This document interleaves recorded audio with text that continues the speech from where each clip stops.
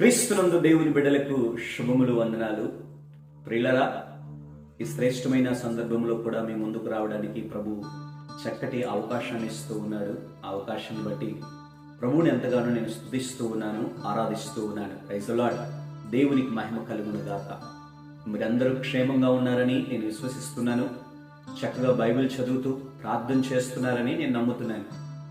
యథాప్రకారంగా అదే రీతిగా చక్కటి ఆత్మీయ భక్తులు ముందుకు సాగాలని ప్రభు పేరిట మనవి చేస్తూ ఉన్నాను. Praise the lord. 1 కొరింథీ 10:14 ఇలాగ రాయబడి ఉంది. కాబట్టి ప్రియులారా, విగ్రహారాధనకు మీరు దూరస్తులై ఉండుడి, దూరముగా ఉండుడి అని. ప్రియులారా, ఒక మాట చెప్పాలంటే ఇంకొక వాక్యములు కూడా ఎలాగుంటుందనంటే, దుష్టులు మాట్లాడని విగ్రహారాధికులు, విగ్రహముతో పోలిన వారు అని చెప్పి రాయబడి ఉన్నది. అపోస్తలుడైన పౌలు కొరింథీ సంఘానికి రాస్తూ 14:10 కాబట్టి ప్రియులారా, విగ్రహారాధనకు మీరు దూరముగా ఉండండి, అలాగే దుష్టులు కూడా మాట్లాడే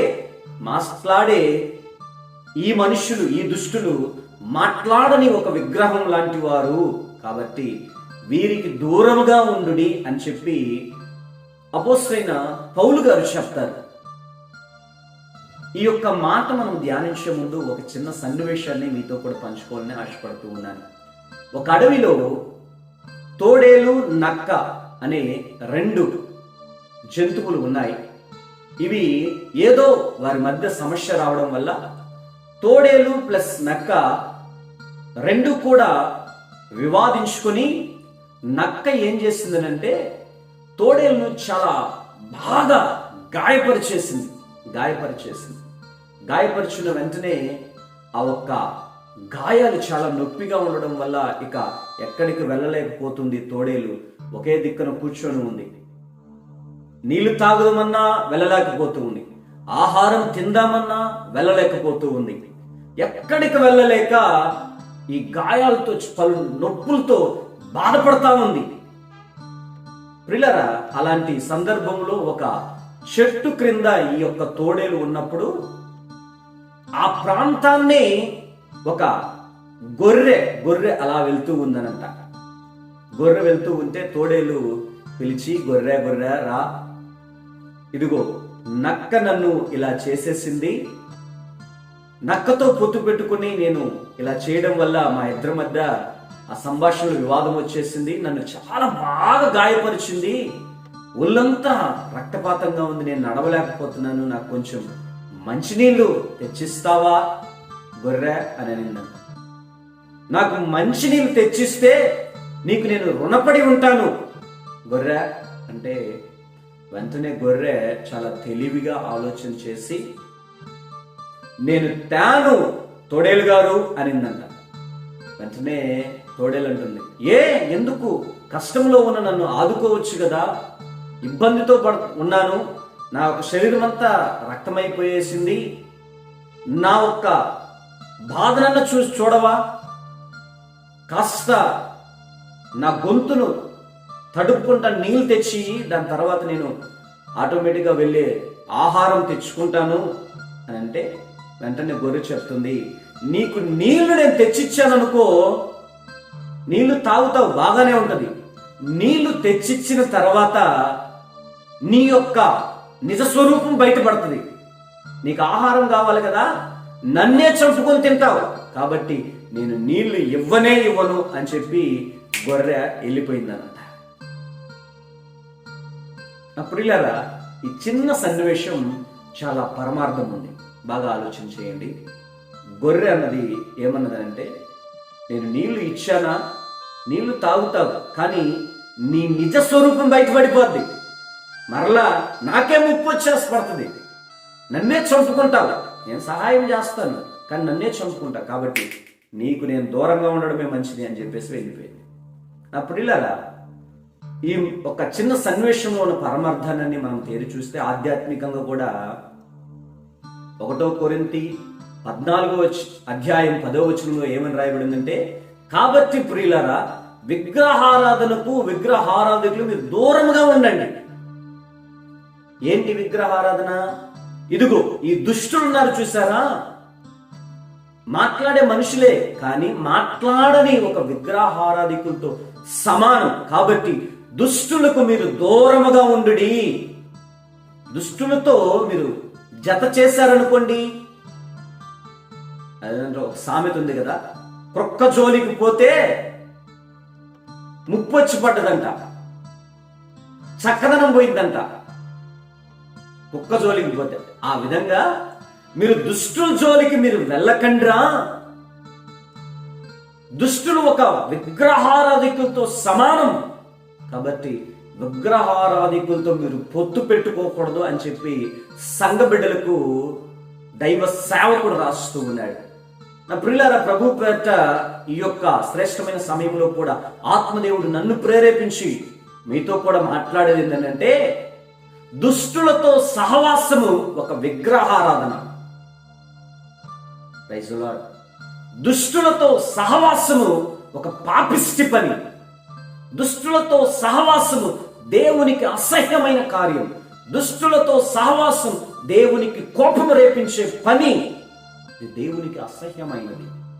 ప్రైజ్ ది లార్డ్. హల్లెలూయా. ఒక విగ్రహారాధన చేస్తే ఎంత దేవునికి కోపమో, దుష్టులతో సహవాసము చేస్తే అంతే కోపము దేవునికి. Praise the lord. ప్రభువారు ఒకప్పుడు శాపముతో లేకుంటే పాపములో ఉన్న నిన్ను ప్రభువారు ఏర్పరుచుకుని బయటికి తీసుకువచ్చిన తర్వాత నిన్ను పరిశుద్ధునిగా చేసి బాప్తీసం తీసి రక్షణనిచ్చి ప్రశస్త వస్త్రము ధరింపచేసి సంఘములోనో సమాజంలోనో ఒక స్థానంలో నిలబెట్టిన తర్వాత మరలా నీవు ఆ దుష్టులతో సహవాసం చేస్తున్నావు అంటే మరి దేవునికి కోపము రాధా? ఆత్మీయులతో సహవాసము చేస్తే నీ ఆత్మీయత ఇంకా మెరుగుపరచబడుతుంది. Praise the lord. ఆత్మీయ బిడ్డలతో సహవాసము చేస్తే నీ ఆత్మీయత ఇంకా కొంచెము మెరుగుపరచబడుతుంది. అదే ఆత్మీయులు వెళ్ళి దుష్టులతో సహవాసం చేస్తే ఆ దుష్టత్వము కాస్త ఈ ఆత్మీయుల్లో చొరబడుతుంది. ఉన్న భక్తి కాస్త నాశనమైపోద్ది. అందుకు పౌలు గారు తేట తెలివిగా రాస్తున్నారు, మీరు ఈ దుష్టులకు వేరే ఉండండి రా నాయనలారా, సంగమా అని. నా ప్రియ దేవుని బిడ్డలారా, ప్రభువారు ఈ పూట కూడా నీ ఎదుట ఒక ప్రశ్న ఉంచుతున్నారు. నీవు ఎవరితో సహవాసము చేస్తున్నావు? ఎవరికి దూరంగా ఉంటున్నావు? నేను ఆత్మీయులతో సహవాసం చేస్తున్నానండి, దుష్టులతో దూరంగా ఉంటున్నానండి అని అంటే మంచిదే. నీ భక్తి జీవితాన్ని అలాగే కొనసాగింప చేసుకో. అలా కాకుండా నా సహవాసమే మూర్ఖులతో దుష్టులతో, ఏంటి నా సహవాసమే మూర్ఖులతో దుష్టులతోనే, ప్రొద్దున లేస్తే ఆ దుష్టత్వం కలిగిన ఆ విగ్రహారాధికులతోనే. పిల్లరా, ఒక మాట జ్ఞాపకం చేస్తున్నాను. విశ్వాసికి అవిశ్వాసితో పొత్తెక్కడా, వెలుగుకు చీకటితో పొత్తెక్కడా అని పరిశుద్ధ గ్రంథములో తేట తెలివిగా రాసి ఉంచాడు ప్రభువారు. మరి ప్రభువారు నిన్ను కన్నది, ఆత్మీయతలు ముందుకు నడిపించింది, ప్రశస్త వస్త్రము ధరింపచేసిన మరలా ఆ ఒక పాత రోత జీవితంలోనికి, ఆ బురదలో పొరులాడడానిక ప్రభువారు నిన్ను బయటికి తీసుకువచ్చింది?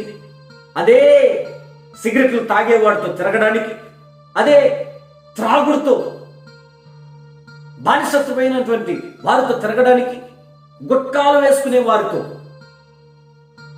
లేకుంటే వ్యభిచారం చేసే వారితో, దొంగతనము చేసే వారితో తిరగడానికి ప్రభువారు నిన్ను లోకములో నుంచి వేర్పరచుకున్నది కాదు కదా. ప్రభువారు ఎన్నుకున్నది ఎందుకు అనంటే, నీకని ఒక గుర్తింపు ఇచ్చింది ఎందుకు అనంటే, ప్రియులారా, ఆయన కుమారుడిగా ఈ లోకములో ఆయనకు సాక్షిగా ఆయన పరిశుద్ధతను కాపాడుకుంటూ, నీ పరిశుద్ధతను కాపాడుకుంటూ నిత్యము ఆయన రాజ్యవ్యాప్తికై కట్టబడాలని కదా ప్రభువారు నిన్ను కోరుకున్నది. అదే రీతిగా ఆత్మీయులను రక్షించాలన్నది కదా ప్రభువారు కోరుకున్నది.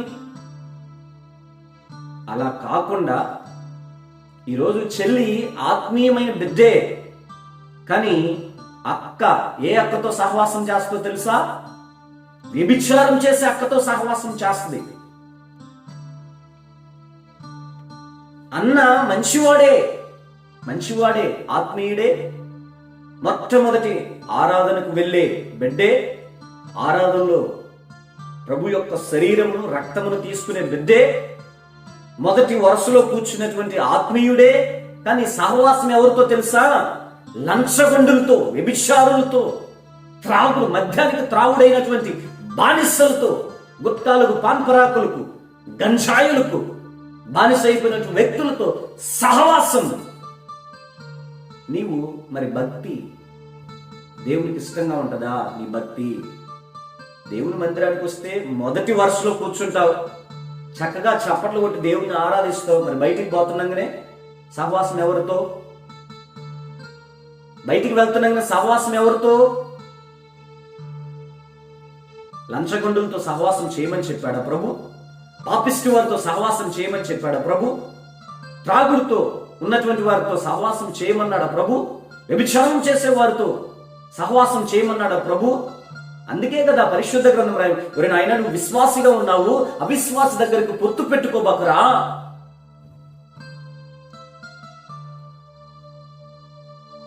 అని ప్రభువారు మాట్లాడాడు కదా, తెలివిగా రాసుంచాడు కదా. మరి దైవ మాటలు నిత్యము వింటున్నావు, ప్రతి ఆరాధన క్రమం తప్పకుండా వెళ్తున్నావు. మరి వినే వాక్యము ఎక్కడికి వెళ్తుంది? మరలా వెళ్ళి ఆ బురదలోనే, మరలా వెళ్ళి ఆ ఒక దుష్టులతోనే సహవాసం, ఆ విగ్రహారాధికులతోనే సహవాసం, ఆ లంచగొండులతోనే, ఆ డబుల్ మీనింగ్ మాట్లాడే వ్యక్తులతోనే సహవాసం. మరి నీ భక్తి దేవుడు ఎలా అంగీకరిస్తాడు? నిన్ను ఎలా ఆశీర్వదిస్తాడు? ఎలా నిన్ను ముందుకు తీసుకువస్తాడు ప్రభు? మై డియర్ సిస్టర్, చక్కగా పాటలు పాడుతున్నావు తల్లి. నీ పాట చాలా వినసొంపుగా ఉంది. మందిరంలో ఉన్నవారంతా పరవశించిపోతున్నారు. కానీ పాట పాడేసి బయటికి వచ్చిన తర్వాత నీ సహవాసము ఏ సిస్టర్తో, ఏ బ్రదర్తో ఉన్నది? నీ సహవాసం దేవుడు మెచ్చే విధంగా ఉందా? లేకుంటే దేవుని యొక్క కోపము నీ పైకి తెచ్చే విధంగా ఉన్నదా? ఆలోచన చెయ్యి బ్రదర్. ఆరాధన చక్కగా చేస్తున్నావు, పాటలు బాగా పాడుతున్నావు, వాక్యము చక్కగా చెప్తున్నావు దైవ మందిరంలో మాత్రం. మరి బయటికి వచ్చిన తర్వాత, మందిరాన్ని వీడి బయటికి వచ్చిన తర్వాత నీ సహవాసం ఎవరితో? విగ్రహ ఆరాధికులతోనా? పేకాటాడే వాళ్ళతోనా? పాన్పరాకులు వేసుకునే వారితోనా? ఎవరితో సహవాసము చేస్తున్నావు అన్నది నా ప్రభువు వారు నిన్ను అడుగుతున్నారు. మరి ఏం ఆన్సర్ చెప్తా, ఏం జవాబు చెప్తా? ప్రభువా, నేను చక్కగా మందిరంలో ఉన్నప్పుడు నీతో సహవాసం చేస్తానయ్యా, ఇంటికి వచ్చినా నీతోనే సహవాసం చేస్తానయ్యా, లేదంటే ఆత్మీయులతో సహవాసం చేస్తున్నాను ప్రభువా, ఇంకా నా ఆత్మీయత మెరుగుపరుచుకోవడానికి ప్రయత్నం చేస్తున్నాయి అని అంటే మనిషి దేవునికి స్తోత్రం. నిన్ను బట్టి నా ప్రభు మహిమపరచబడతాడు. అలా కాకుండా మందిరంలో ఉన్నంత వరకు పరిశుద్ధాత్మతో పరవశించిపోయి బయటకు వచ్చిన తర్వాత స్నేహభావాలు, సినిమాలతో వెళ్ళేవారితో, బయట చట్టా పట్టాలు వేసుకుని తిరిగే వాళ్ళతో, జిగిరి దోస్తులతో, ఎంత దారుణమైన విషయం అని అంటే ఇప్పుడు జరిగే సిచ్యువేషన్స్ ఎలా ఉన్నాయంటే, యవనస్తుడు వాడు రక్షింపబడి ఉంటాడు, వారి తల్లిదండ్రుల యొక్క భక్తో భయమో మొత్తానికి రక్షింపబడి ఉంటాడు. కానీ వీడి స్నేహితుడు రక్షింపబడి ఉండడు, వాడు ఒక అన్యుడై ఉంటాడు. వీడేం చేస్తాడంటే చక్కగా ఆరాధన తీసుకుంటాడు, ఆయన రక్తములో, ఆయన యొక్క శరీరంలో పాలు పంపులు పొందుకుంటాడు. కానీ ఉదయం లేస్తే ఆ అన్యుడి దగ్గరికి పోయి పొత్తు పెట్టుకుంటాడు. వాడు ఒక పక్క సిగరెట్ తాగుతూ ఉంటాడు, వాడి ప్రక్కలోనే నిలబడి ఉంటాడు. వాడు బ్రాందీ షాపుల దగ్గరికి వెళ్తాడు, వాడి ప్రక్కలోనే వెళ్తుంటాడు. ఎంత దారుణమైన విషయం! వాడు సినిమాల దగ్గరకు చూడడానికి వెళ్తాడు, వాడితోనే వెళ్తాడు. ఏంట్రా నాయన, నీ పరిస్థితి ఏంటి? దేవుని యొక్క కోపము నీ పైన రేగక ముందే దయచేసి దయచేసి దయచేసి మేల్కో. పొత్తు వద్దు, పొత్తు విడనాడు. అదే ఒక సామెత ఉంది, మంచి స్నేహం అంట 10 రూపాయలు ఇచ్చైనా పొందుకోవచ్చంట. ఏంటి? మంచి స్నేహం 10 రూపాయలు ఇచ్చైనా తెచ్చుకోవచ్చంట. చెడ్డ స్నేహం ఉంది చూసావా, 1000 రూపాయలు ఇచ్చైనా పోగొట్టుకునేది మంచిదంట. ఎందుకనంటే ఆ చెడ్డ స్నేహం వల్ల వాడు నాశనం అవుతాడు, వాడి నాశనం వల్ల వాడి కుటుంబం నాశనం అవుతుంది, వాడి కుటుంబం నాశనం వల్ల సమాజం కూడా నాశనం అయిపోతుంది. అందుకు 1000 రూపాయలు పోతే పోయింది, ఆ దుష్ట స్నేహాన్ని వదిలిపెట్టు. ఉదయం లేస్తే విగ్రహారాధికులతో సహవాసం చేసేది మాను. Praise lord. దేవునికి మహిమ కలుగునగాక.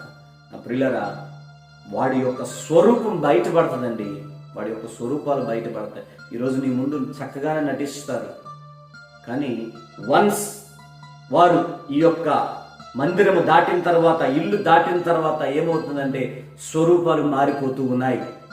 పనిచేసే స్థలంలోనికి వెళ్ళినప్పుడు స్వరూపాలు మారిపోతూ ఉన్నాయి.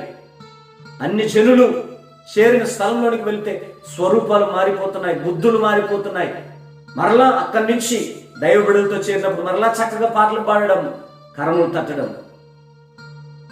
ఇలాంటి భక్తి దేవుడు ఇష్టపడడు. జాగ్రత్త జాగ్రత్త జాగ్రత్త. మనుష్యులు ఉన్నప్పుడు, ఆత్మీయులు ఉన్నప్పుడు ఒక రకంగా, సేవకుడు ఉన్నప్పుడు ఒక రకంగా, ఆత్మీయులు లేనప్పుడు, సేవకుడు లేనప్పుడు విచ్చలవిడితనంగా తిరుగుతూ, ఎవరితో పడితే వారితో సహవాసం చేస్తూ, నేను దేవునికి అతి ప్రియమైన బిడ్డను అని చెప్పుకుంటున్నావేమో. దయచేసి మాను. ఎందుకనంటే నిన్ను బట్టి నా ప్రభువు దుఃఖపడుతున్నాడు, నిన్ను బట్టి నా ప్రభువు వేదన పడుతున్నాడు. మనుషులు ఉన్నప్పుడు ఒక రీతిగా, మనుషులు లేనప్పుడు ఒక రీతిగా ఉంటున్నారా, వీడిని ఎలా క్షమించేదని ప్రభు గారు ఒక్కసారి గాని ఆయన యొక్క కోపం నీ పైన రేగింది అనుకో, భూమి పైన లేకుండా చేసేస్తాడు ప్రభు. Praise the lord. అంతటి దుర్స్థితికి తీసుకురాబాకండి మీ యొక్క ప్రవర్తన.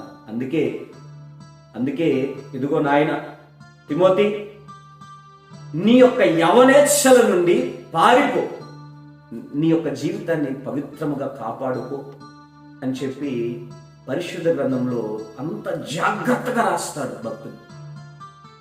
ఎందుకనంటే ప్రియులారా, కొన్నిసార్లు మనం చేసే తప్పులు మనకు తెలియదు, మనం చేసే అవరోధాలు, మనం అనే మాటలు మనకు తెలియదు, కానీ అవన్నీ మన యొక్క భక్తి జీవితం పైన దోహదపడుతూ ఉంటాయి. అవి ఏం చేస్తావంటే మన యొక్క జీవితానికి అవి పెద్దగా సమస్యగా వచ్చి నిలబడతాయి. కాబట్టి ఈ దినము నుంచే నీ స్నేహితులు ఎవరో ఒకసారి చూస్ చేసుకో. ఓ మంచివారా, చెడ్డవారా? వారు విగ్రహారాధికుల, దుష్టుల, భక్తిహీనుల, భక్తి చేసేవారా, ఆత్మీయుల అన్నది ఒకసారి పరీక్షించుకో. వ్యభిచారం చేసేవారా, దొంగతనం చేసేవారా, లేకుంటే ద్రోహుల, అబద్ధికుల, త్రాగుడు వారా, గుట్కా వేసుకునేవారా, లేకుంటే గంజాయి కొట్టేవారా? ఎవరు నీ స్నేహితులు? ఎవరు నీ స్నేహితులు? నీ స్నేహితులు ఎవరు? ఒక్కసారి నువ్వు ఎవరితో స్నేహం చేస్తున్నావు, ఎవరితో పొత్తు కుదుర్చుకుంటున్నావు అన్నది ప్రభువారు నిన్ను అడుగుతున్నారు. దయచేసి ఒక్కసారి పరీక్షించుకుందా. నీ స్నేహం ఎవరితో, నీ సహవాసం ఎవరితో, నీ పొత్తు